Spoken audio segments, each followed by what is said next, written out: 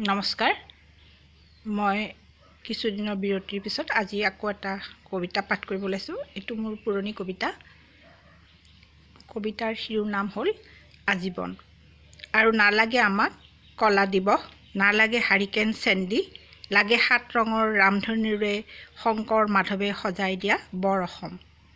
নিৰীহৰ তেজেৰে ৰাঙলী নহওক নগৰ মহানগৰৰ পথ উপপথ, অকালতে নুমাই নাযাওক কোনোবা কণমানিৰ হিয়াৰ আশা আকাংক্ষা আৰু এটা ৰঙীন সপোন, হেৰাই নাযাওক চিৰদিনলৈ বিধ্বংসী বানত, আশা ভৰা ৰঙা সেন্দুৰ আৰু এটি মিঠা হাঁহি।